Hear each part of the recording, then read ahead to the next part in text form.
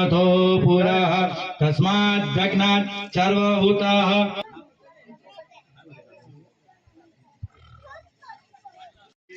पादूर्ध्व उदेत पुरुषः अभिप्राय प्रिय हर प्रिय कृति वर्धना व्याय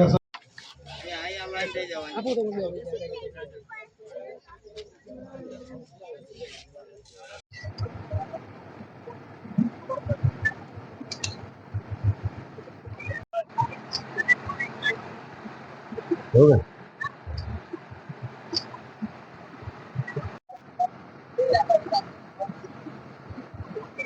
बाजू बीजो પડે બેટા જય સીતારામ પપ્પા બાજુ બીજો પડે જો दर्शन दियो स्वामी दिया को दर्शन दियो पूरा लो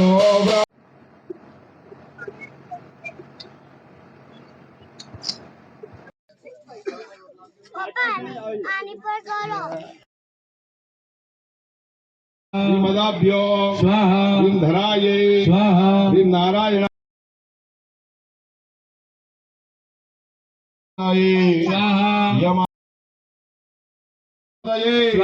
ह्रीं बृहस्पतये स्वाहा ह्रीं शुक्राय स्वाहा ह्रीं शुक्राय स्वाहा ह्रीं पंचम स्कंद मातेति षष्ठम कात्यानी तिचा सप्तमं काल रात्रि महागौरी युताष्टमा नवम सिद्धिदात्री च नव दुर्गा प्रकयिता। આજે તમે બધા ઉભેલા છો એટલે અમને એમ જ લાગે છે કે કોઈ માતાજી ઉભેલા છે, દુર્ગાજી, બરાબર છે? બોલો શ્રી અંબે ભવાની માં કરો। ચલો રાકેશભાઈ ઘીનો ડબ્બો આપી દો।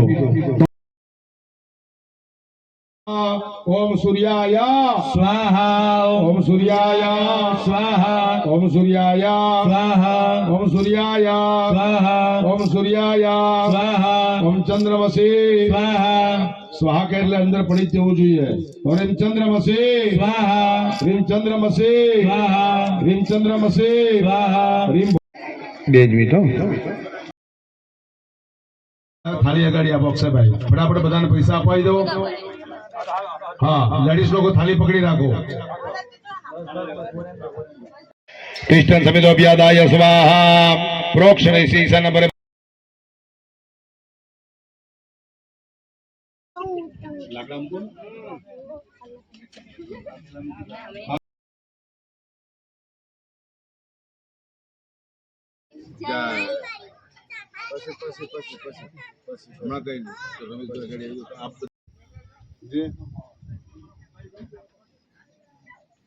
भयादतः गावो जग्निरे तस्मात् तस्मात् जाता अजावयः तमग्नतः तेन देवा अयजन्त साध्या रेखयच जे जत्पुरुखन् व्यददु।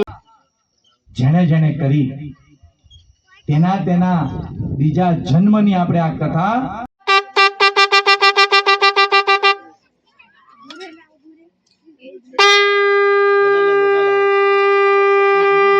શંખનાથ મહાદેવ की जय।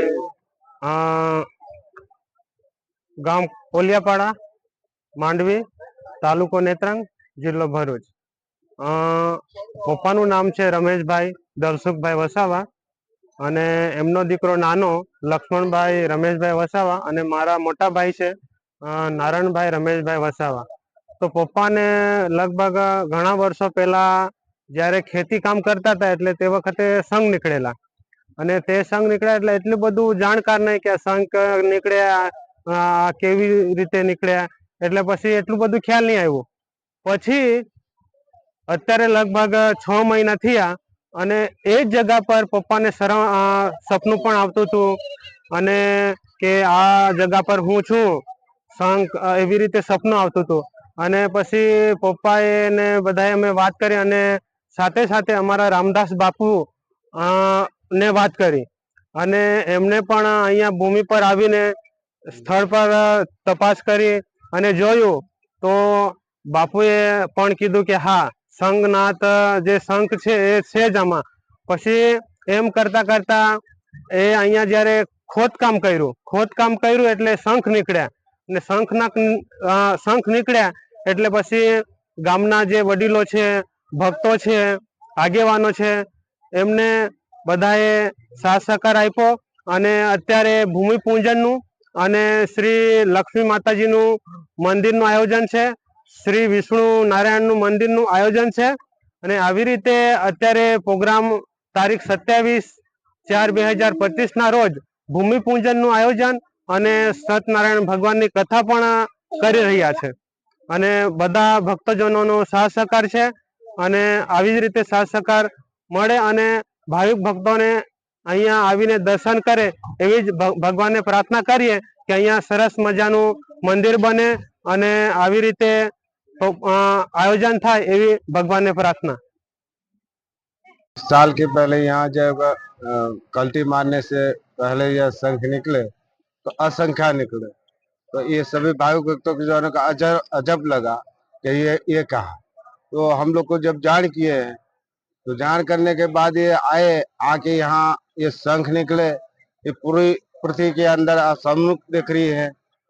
जब हमारे सभी भाई भक्तों जन के जब आस्था हुआ, एक दूसरे को मालूम हुआ, तो पूरी संख्या पूरा गांव के गांव उमड़ आए, उमड़ के यहाँ दर्शन की लावा लगा कि ये क्या अजब हुआ। जब भगवान के श्री हरि विष्णु की कृपा होती है तभी ये शंख दर्शन होता है। तो इसी प्रकार से हम आज भी वही हम सभी भाविक भक्तजन के यही कहता हूँ कि आने वाला समय योग सनातन के लिए ये संस्कृति हमारा ऐसा ही बना रहे, ये हम कहना चाहते हैं। और ये संघ का महाराज का ये जब सपना में रूप में देते हैं तो प्रकट हुए सन्मुख, अब इसका प्रकट हुए इसी को जो आपने को